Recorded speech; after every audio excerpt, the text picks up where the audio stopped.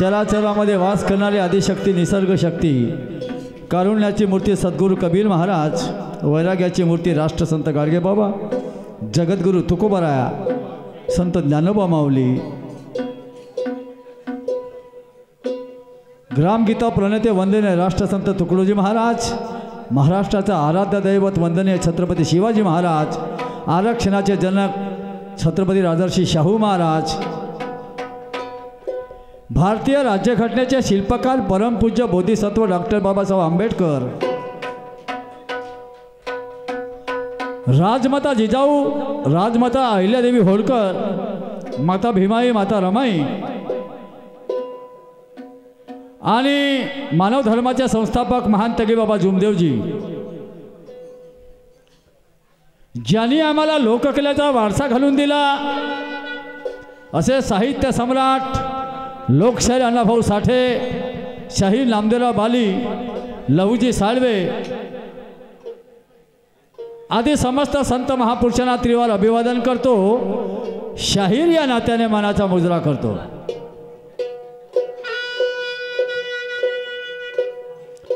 हो घातलेल्या कार्यक्रमामध्ये शिरूळ या गावामध्ये कार्यक्रमाच्या अनुषंगाने सततची माझी दुसरी वेळ आहे। गतवर्षी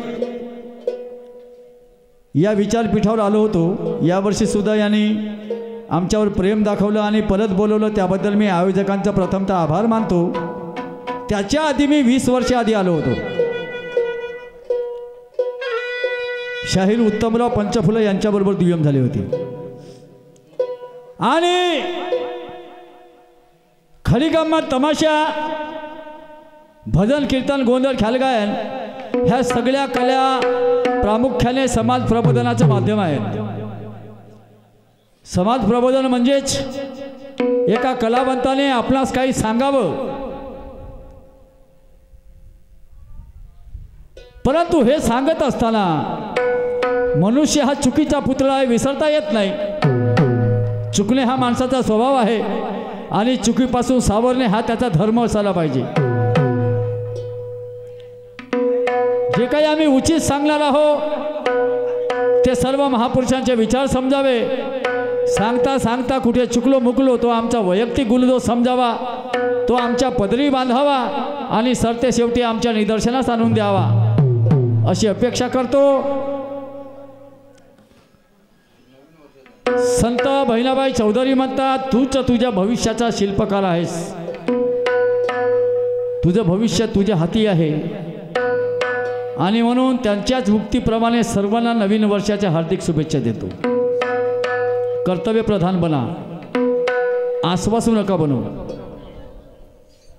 आणि हो घातलेल्या कार्यक्रमामध्ये प्रतिस्पर्धी म्हणून लाभलेल्या सन्माननीय शाहिरा सुरमताई भारसागळे आणि त्यांचा संपूर्ण संच ह्या सुद्धा माझ्या बरोबरीला माझं बरोबरचं सहकार्य निभावणार आहेत आणि त्या सुद्धा आपलं मनोरंजन प्लस प्रबोधन करणार आहेत। आणि म्हणून सर्वांना परत नवीन वर्षाच्या शुभेच्छा देऊन या कार्यक्रमाला हात घालतो। दोन्ही शाहिरांना आणि आयोजकाला शांततेचं सहकार्य करून कार्यक्रमाचा आस्वाद घ्या। धन्यवाद। जय महाराष्ट्र, जय शिवाजी।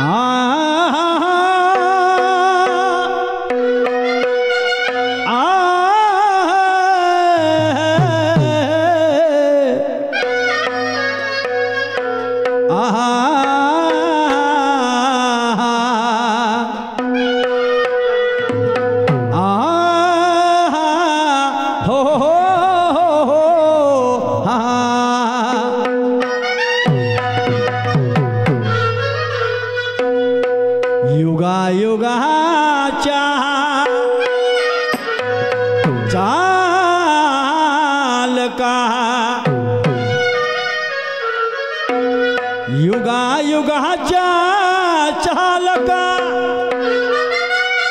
तुला चमलती गा विश्व पालका तूच गा बुद्धीच्या दायका आणि सर्व तुझा जय अधिकार तुझ्याच पासून झाल्या त्या चारही खानी तुझ्या आविष्काराला त्या पंचतत्वातुनी तुलाच पूजती गा ऋषी आणि मुनी सर्व तुझा जय अधिकार झाड स्वेदज आणि उद्भिज अशा चार खाणीतून संपूर्ण जगाची निर्मिती झाली आहे। पाचवी खान ती सोहमबीज खान।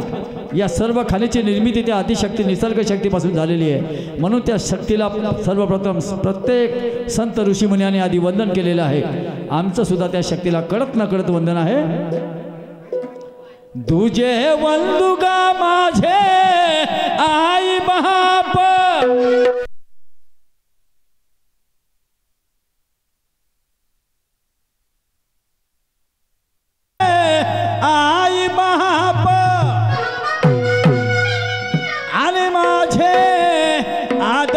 स्थान मला जन्माशी घालून झाले ते किती कपुण्यवान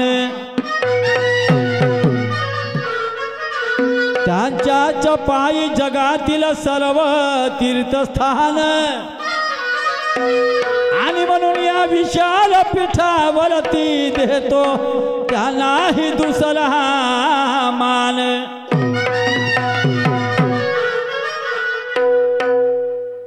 ती सलारुनी मी त्या शहीदाचा ज्याने दिवस दाखविला तो स्वातंत्र्याचा पाश तोडून गा पारतंत्र्याचा मोकळे करविले आमच्यासाठी जे फासावर चढले आमच्यासाठी जे फासावर चढले भगतसिंग राजगुरू ते सुखदेव लढले आणि झलकारी देवीचे गा रक्त सांडले तिथे मी नतमस्तक शाहू छत्रपती बापा फुले आंबेडकर,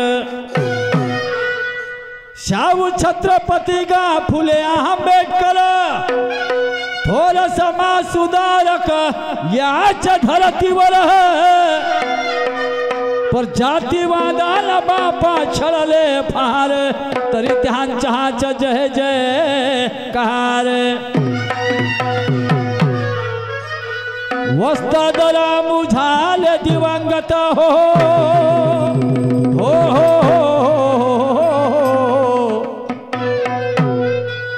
वस्तादरा मुझाले दिवंगत, अन होता माझ्या शिरावर हात. शाहीर पुरुषोत्तम गातो सभेत, अन मेळ तिरंग्याचा माझ्यान राहला. राणा माझा राणा हो हो हो. अरे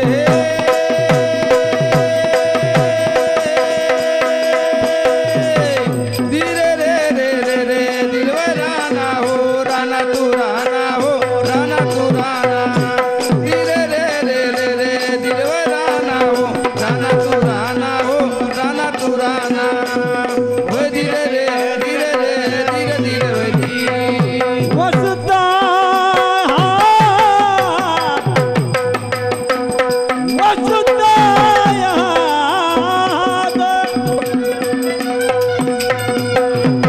वस्तादरा मुझाले दिवंगत, होता माझ्या शिरावर हात हो. शाहीर पुरुषोत्तम बापा गातो सभेत, मेळ तिरंगाचा माझ्या राहला. मला माझा राहला राहाया लहाला लाला लहाला. अरे रे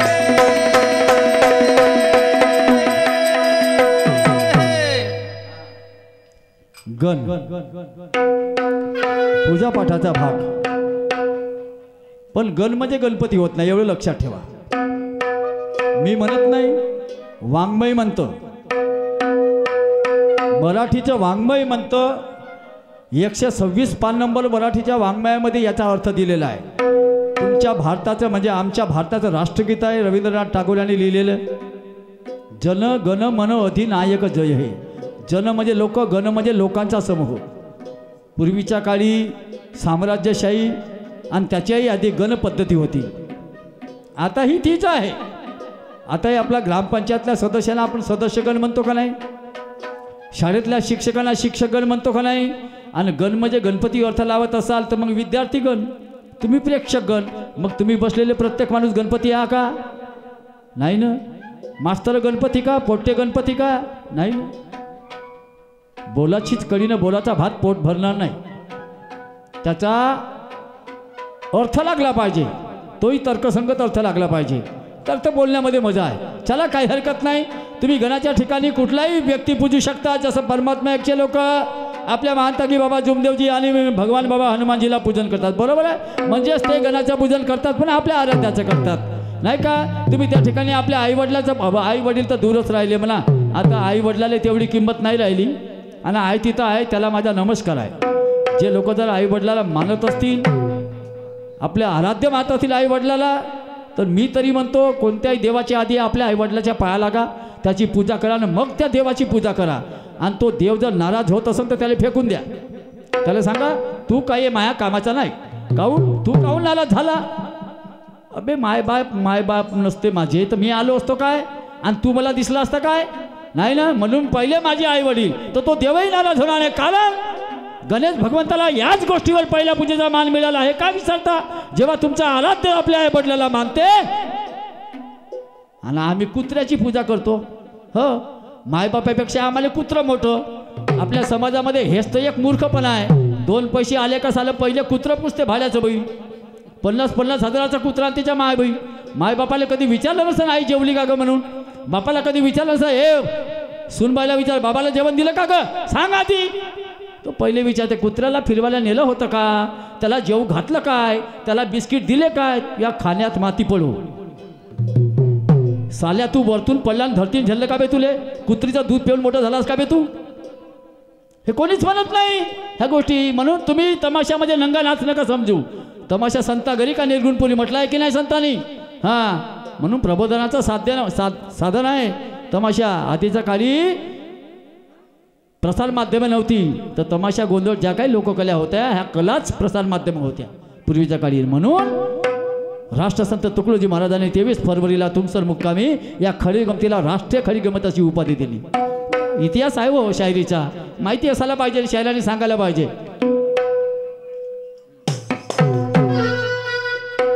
एक चाल घेतली आहे, जुना चाल आहे, पण जुनं ते सोनं म्हणतात ना, तुम्हाला माहिती आहे. लई लोक शौकीन आहेत जुन्या चालीचे, आजही आहे. आता निघलेलं गाणं आज निघते ना उद्या गायब, कोणी खात नाही, कुत्रही नाही खात त्या गाण्याने. हो, आज निघलं 4 दिवस वाजते डीजेवर, दुसऱ्या वर्षी गायब, मग दुसरे काढते, धंदा होऊन बसला लोकांचा. पण पुराणं गाणं आजही सोनं आहे, सोनं. अरे मौसम है आशिकाना, ऐ दिल कहीं से उनको ऐसे में ढूंढ लाना. मौसम है आशिकाना, ऐ दिल कहीं से उनको ऐसे में ढूंढ लाना.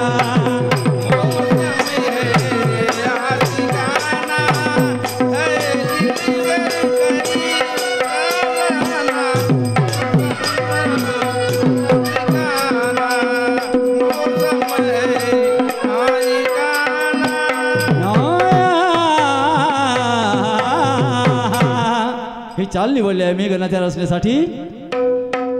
प्रत्येक मनुष्य पृथ्वीच्या पाठीवर आशादायी आहे. आशादायी माणसानं असावं. आशादायी असणं काही पाप नाही, गुन्हा नाही. आशादायी असणं उलट जिवंतपणाचं लक्षण आहे, तुम्हाला सांगतो. आणि म्हणून पण आशादायी असण्यासोबत तुम्ही कर्मप्रधान बनायला पाहिजे. संतांचे लई उदाहरणं आहेत. म्हणून काय म्हणतो, एहसान है तुम्हारा, एहसान है तुम्हारा, मेरा काम हो रहा है, मेरा काम हो रहा है.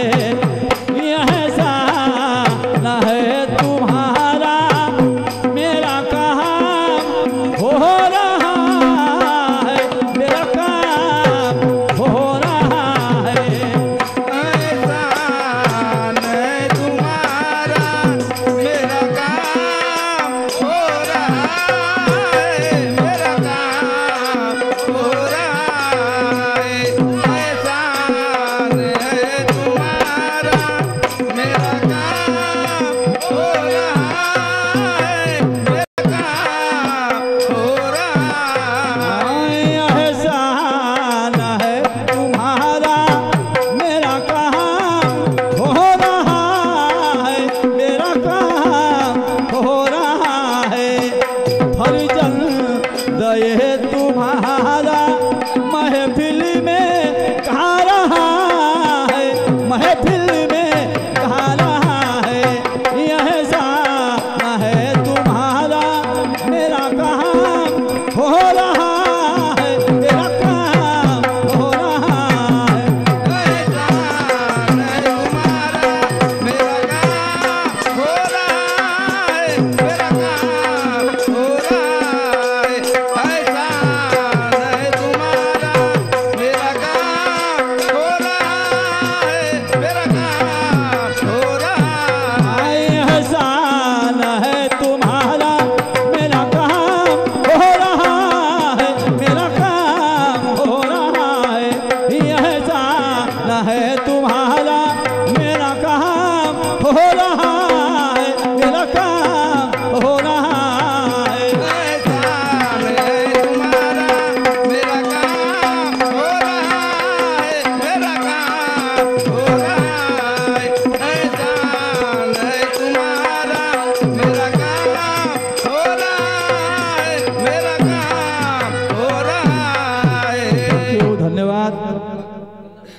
एहसान है तुम्हारा मेरा काम हो रहा है, फर्जंद ये तुम्हारा महफिल में गा रहा है. राष्ट्रसंत तुकडोजी महाराज ग्रामगीतेमध्ये म्हणतात 16व्या पान नंबरवर, उगीच भरले चमत्कारानं पूजा पाठाचे डोंगर, जीवनाचा काहीच सार नसेल तो काय कामी, हा आहे शब्दबाण आणि जाई वाचकाचे हृदय भेदून, जशी मूर्ती बने टाकी लागून तैसा वाचने बोध होत असे. टाकीचे घाव सोसल्याशिवाय दगडाला देव पण येत नाही, तुकोबराय म्हणतात. आणि म्हणून पूजा असावी पण डोळस असावी. रामभाऊ गौतमारे मुक्काम भानसोली यांच्याकडून 50 रुपयाची भेट मिळाली आहे. मंडळाकडून त्यांना सततच्या प्रणाम, धन्यवाद, लाख लाख शुक्रिया. आणि म्हणून तुम्ही श्रद्धा कुठल्याही देवाबद्दल ठेवा, कुठल्याही राज्याबद्दल श्रद्धा ठेवा, परंतु त्या श्रद्धेनुसार तुम्ही कार्य ठेवा. जोपर्यंत तुम्ही कार्य करणार नाही तोपर्यंत तुम्हाला कुठलाही देव असा नाही आहे जगाच्या पाठीवर जो तुम्हाला घरी आणून देणार आहे. कर्म केल्याशिवाय काही नाही. म्हणून तुकोबराय म्हणतात, केल्याने होत आहे रे आधी केलेच पाहिजे. कर्मप्रधान म्हणा, आशादायी नका बनू. आशादायी असू द्या, आशा जरूर ठेवा, परंतु त्यासोबत कर्माची जोड ठेवा. मला हेच सांगायचं आहे पूजेच्या माध्यमातून, होय का काय म्हणतो.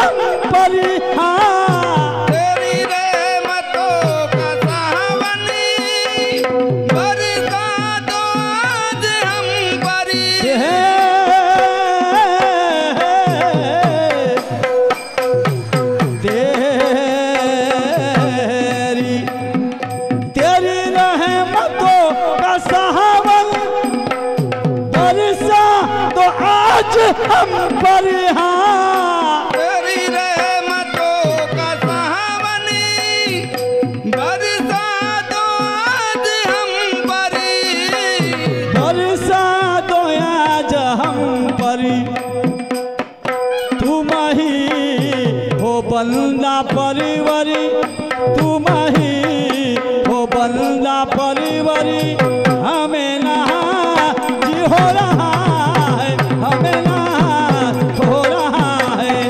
यह सान है तुम्हारा मेरा काम हो रहा है, मेरा काम हो रहा है.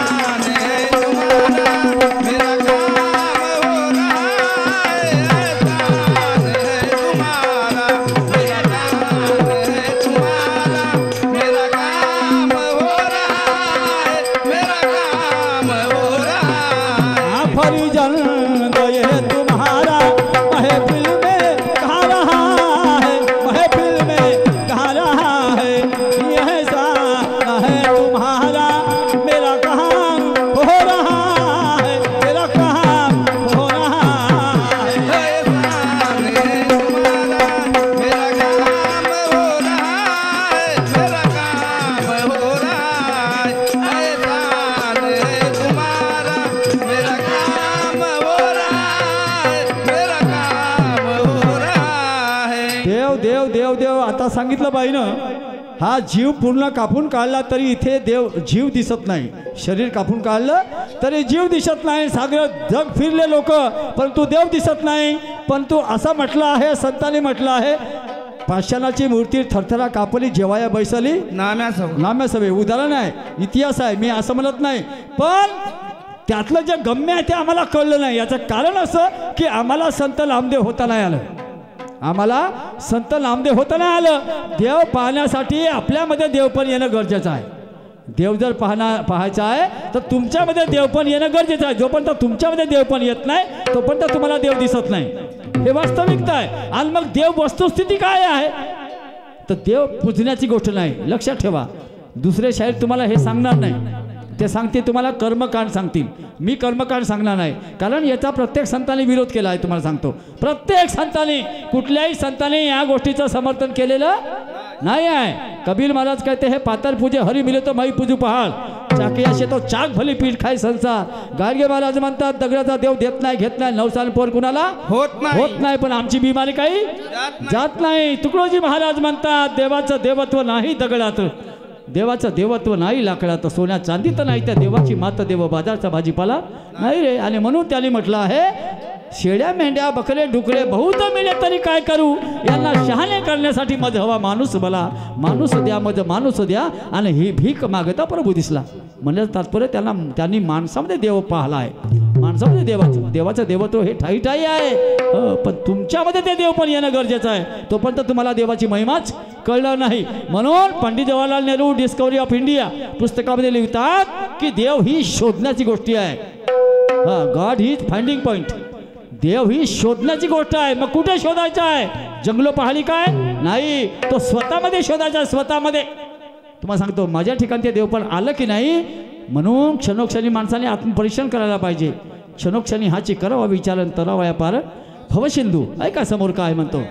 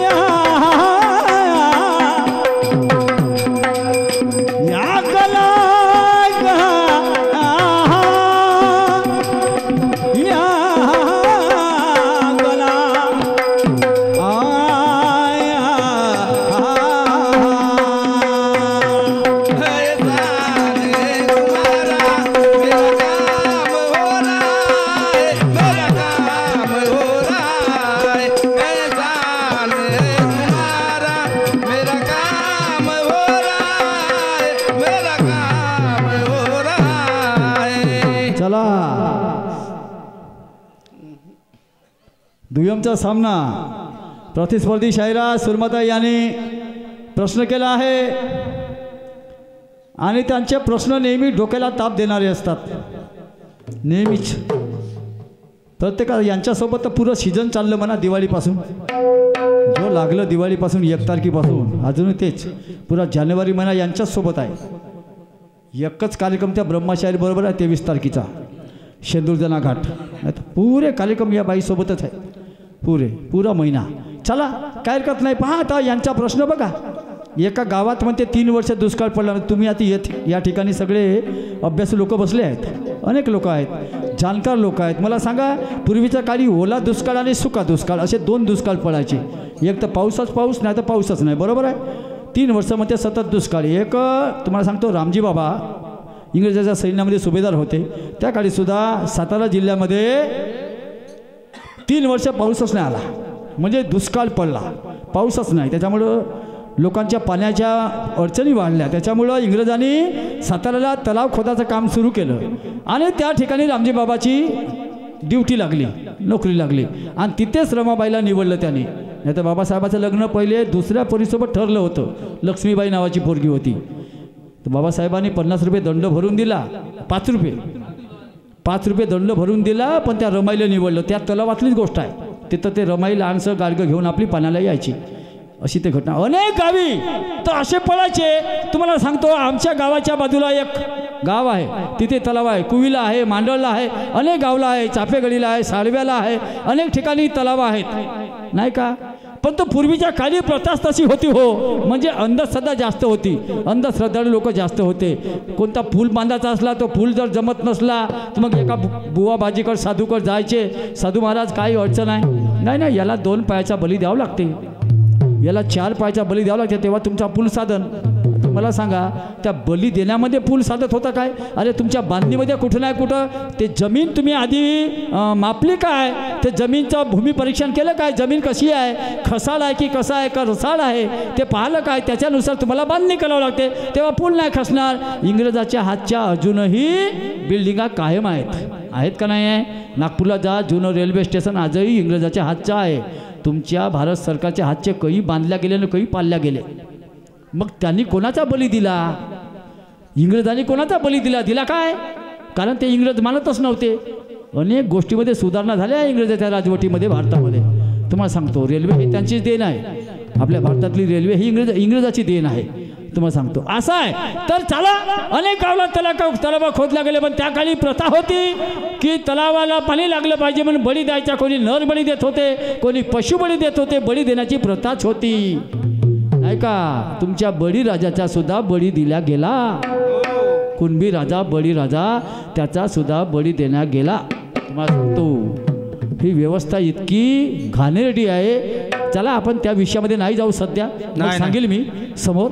परंतु अनेक गावला असे तलाव खोदण्यात आले, अनेक ठिकाणी दुष्काळ पडला. तुम्ही विचार करा भाऊ, मुंबईचे वारे सुटले, तिथे पाऊस जर सुरुवात झाला तर आपल्याकडे 4 ते 5 दिवसामध्ये पाऊस आल्याशिवाय राहत नाही. Am right? हो, बरोबर बोलतो काय? कारण ते वारे आपल्याकडे पोहोचायला इतका अवधी लागतो आणि तेव्हा कुठं आपल्याकडे ते पाणी चालू होतो, बरोबर आहे. मग मुंबईपासून तर किती जिल्हे पडतात तुम्ही विचार करा. ठाणे, नाशिक, पुणे वगैरे सगळे जिल्हे पडतात, नाही का. पडतात ना. मग प्रत्येक गावला ठीक आहे पाऊस आला आणि कोणावेळेस नाहीच आला तरी ते तेवढे जिल्हे पडतील ना. मग प्रत्येक जिल्ह्यामध्ये दुष्काळ नसेल पडत का? प्रत्येक गावाला तलाव खोदले नसतील काय लोकांनी? अनेक तलाव खोदण्यात गेले. मग कोणत्या तलावाची गोष्ट करताय तुम्ही? कुठल्या तलावाची गोष्ट करतायत? भारतामध्ये असंख्य तलाव आहेत, खोदल्या गेले. समजलं काय? तरी चला, वो सवाल ही क्या जिसके जवाब 1000 हो, वो सवाल ही क्या जिसके जवाब 1000 हो. काही मतलब है का? सवाल ऐसा करो जिसका कोई जवाब हो, और बात ऐसी करो मैडम जिसका महफिल में जवाब हो. क्या बात. वास्तविकतेशी निगडीत राहा आणि असा कार्यक्रम करा. चला, काय हरकत नाही. तुमचे मला म्हणतात ना, राजाने केली राणी झाली. बाईने एक शब्द म्हटलाच आहे, म्हणते मोठे माणसं आहेत. कशाने मोठा आहो? धष्टपुष्ट आहो, कमी घरात धसत नाही. 10-5 फुटाचा दरवाजा लागते मला, असा मोठा आहो. हाईटनं खूप उंच आहो. काय आहे? कशाने मोठा आहो, नाही का. मग गुरु तुल्य आहेत वगैरे आहे. अरे बाबा, राजाने केली राणी झाली. पूर्वीच्या काळी 5 ना 9 वर्षामध्ये मुलीचे लग्न होत होते आणि एका राजाला 10 ना 50 बायका राहत होत्या का नाही? साम्राज्य साहेब तुम्ही वाचलं असाल. मग मला सांगा, तेवढ्या मोठ्या 50 वर्षाच्या राजानं एखाद्या 9 वर्षाच्या मुलीशी लग्न केलं तर त्याच्याची राणी झाली की नाही? झाली ना. मग त्याच्या बरोबरची झाली ना. अरे राजा राणी, बरोबर आहे का नाही? उजव्या भागाला बसला, डाव्या भागाला बसव, पण नवऱ्याच्या बरोबरची बाई झाली का नाही झाली? मग तिथं काय आहे? आता ऊ करण्यात काही अर्थ आहे का? लग्न केलं, खतम काम, नाही का. राजाने केली राणी झाली. तर तशा प्रकारचा आहे. मगाशीच मी गोष्ट सांगितली, हवेली मोगावला असाच कार्यक्रम झाला राजहंस शाहीर बरोबर. आणि तिथे पहिले आमच्या शायराची पद्धत पहा. मग आज फलाने शाहीर पुरुषोत्तमजी खांडेकर साहेब परसाडवाले तिरंगा निशांचे वस्तात, त्यांचे अनेक चेले आहे आणि मी 3 दिवस झाले निघलेला माणूस, निघलेली बाई. आता तेवढ्या मोठ्या माणसासंग मा कार्यक्रम आहे, जमलं तर जमून पाहतो बा, थोडं मागं धावण्याचा प्रयत्न करीन. आणि 1-2 फेरं गेले ना पाखांडीवर गंमत आली. मग का साल्यानं सुल्यानं येऊन तुला पाहतो आणि तू इकडं ये, तू या वस्तात आले का समजते, अबे मा जवळून शिकून घे वगैरे. एक आला शायना माणूस, अशाच खुर्च्या लावून बसले होते.